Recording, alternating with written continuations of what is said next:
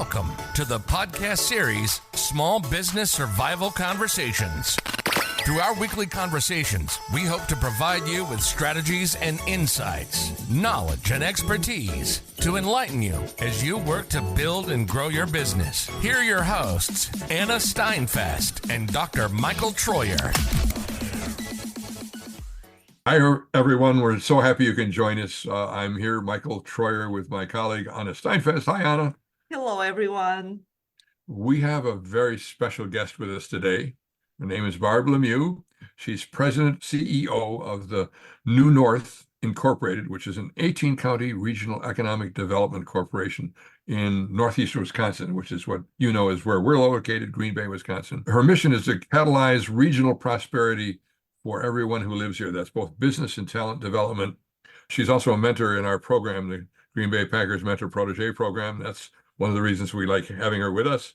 But she's got a great background in economic development, business administration, public administration, and an intense involvement in the regional and state community and, frankly, national community as well. So, Anna, why don't you pose the first question to our first question? Absolutely. So, Barb, like Michael mentioned, that you have a very rich background in economic development and entrepreneurship.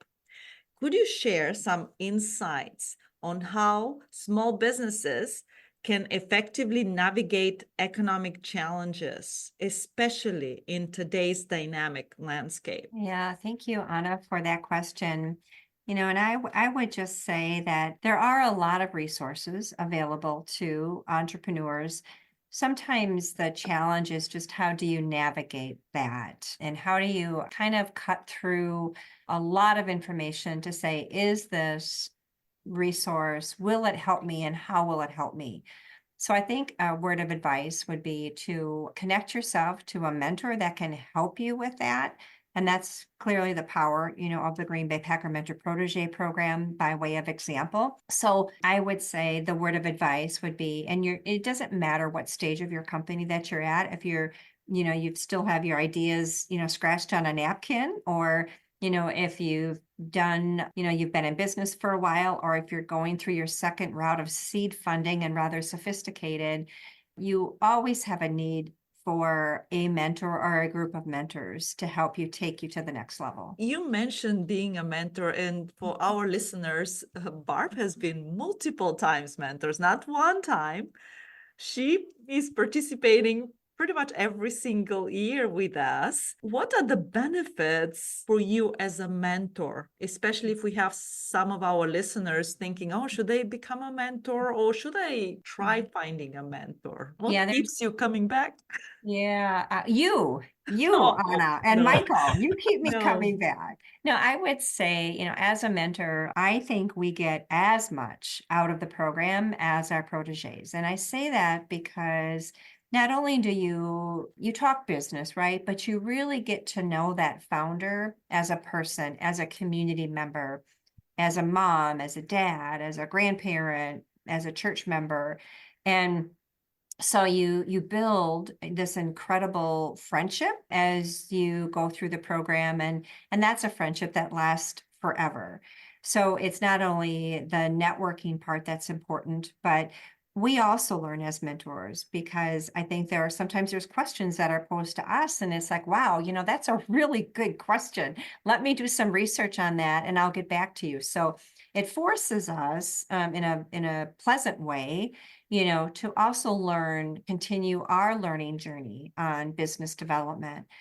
I think what's really special among many things with the Green Bay Packer Mentor Protege Program is our team huddles that we do, because when you can bring multiple proteges on screen with multiple mentors, I might not have an expertise in a certain area that's being sought after, but somebody of the mentor group in that session is going to have that answer, so that I'm learning from them as well. So it's definitely a two-way street. Barb, a question that maybe jumps us up a level. You're part of New North. We've got an audience that covers the world. Some may not know what New North represents. It's an 18-county. We divide ourselves up in little political entities called counties in Wisconsin, United States. And So 18 of those counties have agreed to work together on their own economic development within the larger state of Wisconsin. And that's meant the creation of a lot of partnerships, a lot of collaborations. So in your mind, how can small business owners leverage things like partnerships and collaborations as they move forward? And what's been your experience in terms of how small businesses have gained from what you've helped to create here in Wisconsin, New North? I would say first, New North, we are a foundation. We're a 501c3. And we're primarily funded by the private sector. We have about 150 companies that understand the power of a region, how we take a broader approach as to how we attract business investment to our region. And that business investment does include, not only companies that are here, companies that we recruit to the region, but it also includes how we support startup companies in that investment strategy. The second part of that is, our investors realize that broader approach on what we do to attract talent and upskill talent to our particular region. So the reason I think why that's really important is, there's benefits, obviously for being an investor, but the work that we do is very systemic as to how we're changing the conversations in the community. And with our events that we put on, it's open. You don't have to be an investor in New North. We do it because it's good for the region. It's good for the community. So businesses can plug in. An example would be, Michael, our new Launch Alliance, and both of you are very involved in that. And that's to really, how do we better connect our entrepreneurial ecosystem throughout our 18-county region? You don't have to be an investor to join that. And every month we start with an entrepreneur. So he or she shares their journey, and others can learn and chime in and provide advice. There's mentors, there's resources that are discussed, there's access to capital. And we want to share that networking far and wide because it's all about, kind of growing together.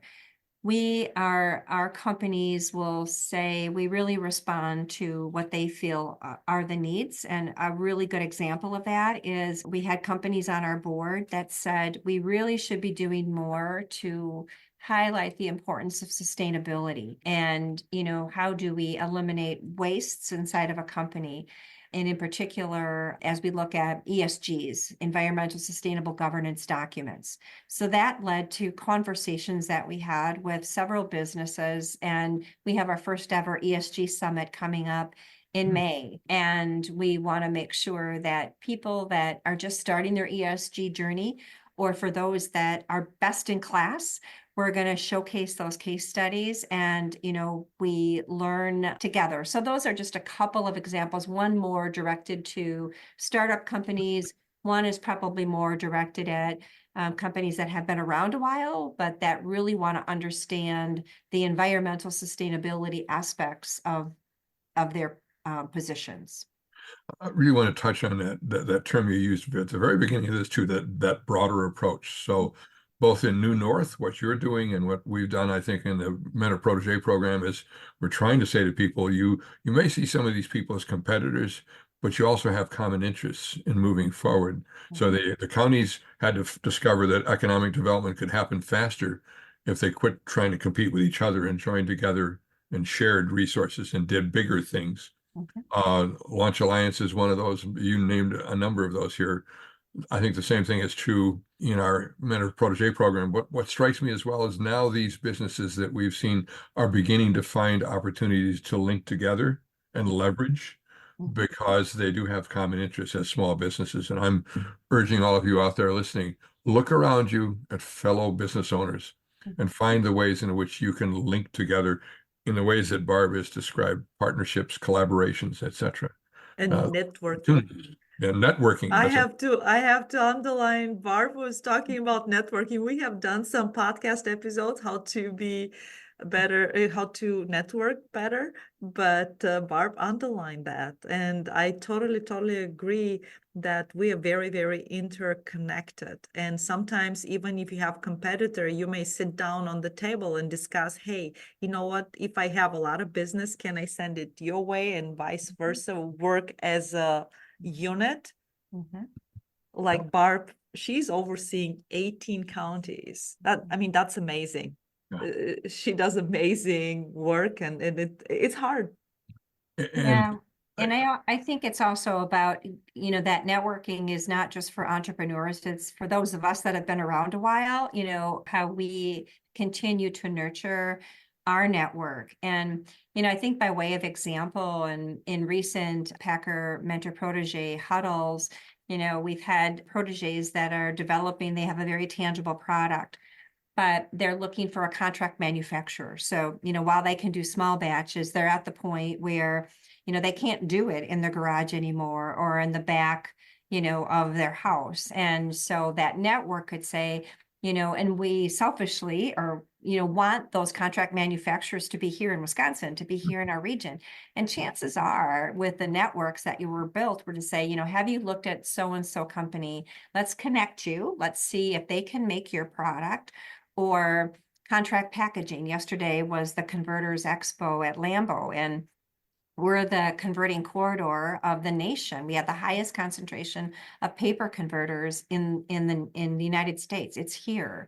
And so when you talk about film and foil and packaging and labeling, chances are we're going to find a company that will support that business startup that's in the backyard. It helps reduce their cost. If the short runs, they can get in their car, they can go across town or across county, and they can physically sit with that individual rather than this being made, on the East or West Coast or, in Europe, for instance. Barb, as all of this goes on, and by the way, folks, I have to tell you that when we talk about networking, Barb is intensely involved in not only New North, but Wisconsin endeavors of all kinds. I looked at the list from her background, and I'm just amazed. I don't know where she finds the time, but I know she doesn't sleep. Not that you all have to give up sleep. But I'm intrigued too, as you look at what's going on within New North and our program as well. Do you see innovations that you can point to where companies have come together and discovered opportunities by getting to know each other through New North or through the huddles or whatever? Yeah, I think there's great examples of all of that. And, I think one that is really being looked at across the country, this isn't a New North endeavor, but we're incredibly proud of Titletown Tech.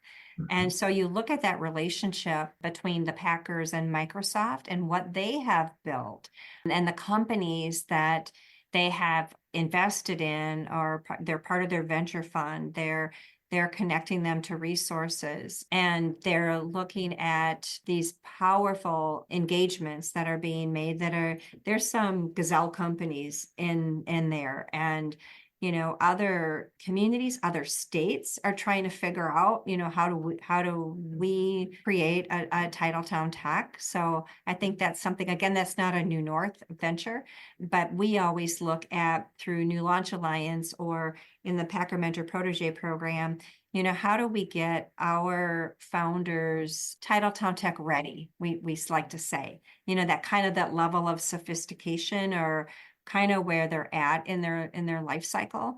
And so there are many examples, but that's one in our backyard that has gotten national recognition. Another example to me, Barb, would be that, and this is earlier in the development of New North, was the discovery of how many wind energy businesses we had spread around that weren't talking together and now are. Yep. Even Manufacturing Alliance, I suspect, was really made its development along with New North's growth. They sort of were twins growing together. So I'm for all of you small business owners out there, here's opportunity when you work with local economic development people to find bigger opportunities by interacting, networking. Come study New North. Come here and open a business maybe, but at least see us as an example of things you can do in your neck of the woods, wherever that might be. And right now, I know that with the state, we just received the innovation grant, Barb. A Tech Hub. Yes. Yeah. Yes. Yeah, so that's a feather clearly in Wisconsin's cap. There were about 200 applications that went in, and there were only 31 awarded. And so Wisconsin did receive the Tech Hub designation. Now that is focused on the health sciences, but that topic is very broad. So it's, it's genomics, it's personalized medicine, it's diagnostics, it's therapeutics, it's imaging, but it also relates to the manufacturing that is so strong in Wisconsin and particularly strong in Northeast Wisconsin. We have a lot of companies that are making medical device pieces, parts. They're in that space. So this phase 2 was submitted the end of February. So we're waiting to see whether or not we already have, Wisconsin has a designation, but the phase 2 award will be significant dollars coming in to help in training and product development and innovation. So we hope we're selected in phase 2. Wow, that's amazing. And there again, I see opportunities for small businesses to connect with others and together put together a product they might not have been able to do just by themselves. Mhm. So much with this networking, these associations. We're all caught up in artificial intelligence and technology in general. What advice do you have for small businesses as all of this develops so rapidly? How do they sort through all of this when they're so busy? I would say, Michael, the advice would be, don't be afraid of it. Don't think it's going to go away, because it's not. But maybe just think about it. If you use Google or Alexis, you've been talking to those devices for quite a while, even if it's just you want them to play your favorite sound bit, your favorite song, and we all know when we start typing an email or an address, it self-populates. So your software has been learning from you for quite some time to help you and make you more efficient. So I don't think AI, while there's a lot of things that'll happen in the future, people have been using AI for quite some time already. When you get in your car and you use Google Maps and your car talks to you about where to drive, and it senses when there's an accident on the highway and it's telling you to divert, or there's a faster route, or there's a safer route. So the message would be, don't fear it, embrace it. Don't think you need to master it all together. Maybe start by, whether it's Copilot or whether it's Chat GPT, or you're asking certain questions and you're helping them design, maybe it's a slide deck, it's a PowerPoint presentation, or helping to craft a message.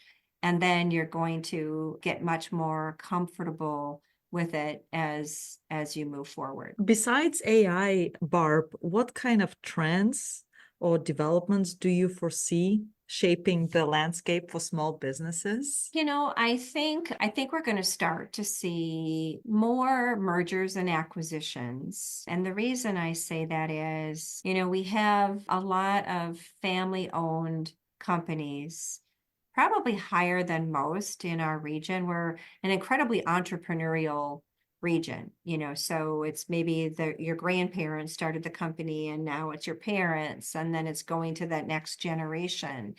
And as people's lifestyles change, they might not want to take it to the 4th generation, or as people are having less children, there might not be a 4th generation. They've got lots of dogs, but the dogs can't run the company, right? So I think we as well shouldn't fear that. I think it's, how do we help in doing more sessions on succession planning? How do you successfully transition, or the mergers and acquisitions that are happening? I think, our ultimate, goal from a regional perspective is we want that company to remain. It might have new owners, but we want people to still stay employed, and that company is still very much a woven part of the fabric of our region. So I kind of see that, as a trend. I see small businesses getting much more sophisticated, and I think that is because of technology that they're going to be using. So you don't need to be a multi-billion-dollar corporation to take advantage of these tools. You can be a one-person shop and have access to these sorts of things. So I also see that as a trend. We used the term recently in another podcast, democratizing the marketplace, in the sense that small businesses can do some things that only the big businesses could do previously. Within the 18 counties, you have a lot of rural small businesses too, and they often feel a little bit left out. Certainly, Anna and I are discovering that as we work in our program. What advice do you have for them to find their way? I know we're struggling to get broadband out to them, for example, and other resources that they need. Do you have any particular thoughts? Because you're serving a rural community as well as metropolitan areas. I'd like to just circle back on the broadband word that you mentioned. So we know it's not a luxury, right? It's a necessity. And so New North, we took this on as a challenge about 4 years ago. We wrote an EDA grant that was funded. That was $500,000. We needed to match it with $500,000. And that allowed all of our 18 counties to have a very sophisticated broadband development plan developed that was very customized for each one of the 18 counties, that really talked about obstacles to their growth and then the implementation plan. So we know there's a problem. What do we do about it? How do we get it fixed? And that plan still today is being used by our respective counties as the Public Service Commission is releasing grant dollars for implementation. So it's much easier to get those dollars into New North because it's not just a plan, it's an implementation document.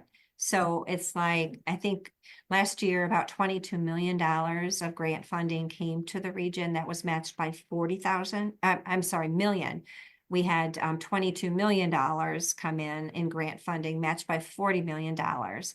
And that allowed many rural parts of our state to gain access to it. Now, we're not all there yet, but we know we're preparing for the $1 billion funding, that's with a B, that the state of Wisconsin is going to be receiving shortly. And that's going to be divided among making sure we have a workforce that they know how to lay fiber, for instance. When you have this much money that's going to be pumped into the economy, you need the talent to be able to build the infrastructure. But there will be many dollars available that will go to implementation. So it helps an internet service provider, because if they see one house at the end of a 2-mile road, it just naturally doesn't make business sense and economic sense to pay for that infrastructure if you're an internet service provider for one household, right? But the grant, that's what it looks at. This next round is going to be, how do we reach the most hardest? It could be from a geographical perspective, it's challenging, or just because the mass of people are not there to support a traditional business model, that it encourages the ISPs to move forward with that. We've seen a lot of success already from our private partners in that regard, and we expect, in the next few years, that's going to continue. So I would say broadband is really essential. And what that does is once you have it, it levels the playing field. So you don't have to be in a metropolitan area to do that networking. So much networking is done virtually, like we're doing right now, and they're not going to feel so isolated. So you could have meetups, you could have chats, you could have focus groups, you could have marketing plan development meetings. And that entrepreneur, if they're in a remote part of our region, can be connecting to, somebody in California or somebody in Ireland, or as long as they have the broadband capabilities to do that. The future sounds very exciting, frankly.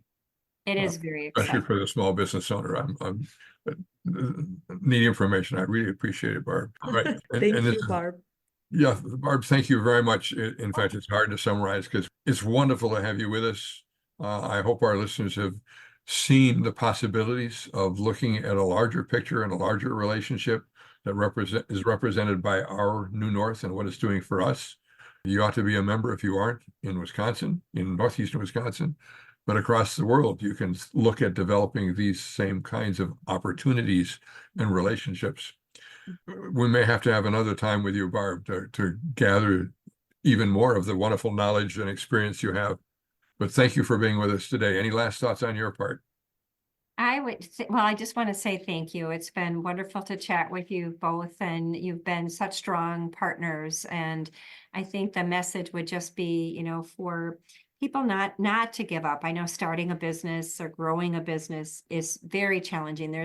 It's hard. It's really, really hard work. But, I was once asked, if I could speak to anybody from back in the day, who would that be? And one person in particular, would be Thomas Edison. And the reason I say that is, the number of inventions and patents, he has over 1,000, well, he's no longer alive, obviously, but there's over 1,000 patents to his name. And he really had that don't give up attitude. And he actually said this quote, and it says that I have not failed. I have found 10,000 ways that didn't work. So I think as we help entrepreneurs, if you are a founder yourself, there's people there that are very ready to help you, and don't give up. And we're gonna find a way.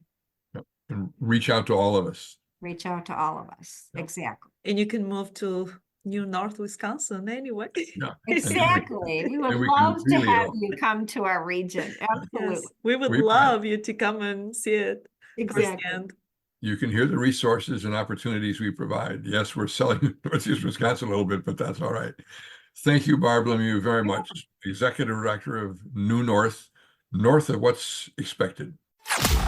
You've been listening to the Small Business Survival Conversation podcast. Make sure to like, rate, and review the show. And don't forget to join us next week for another episode. In the meantime, hook up with us on our Facebook group at Small Business Survival Tools and Tips. Till next time, thank you for listening.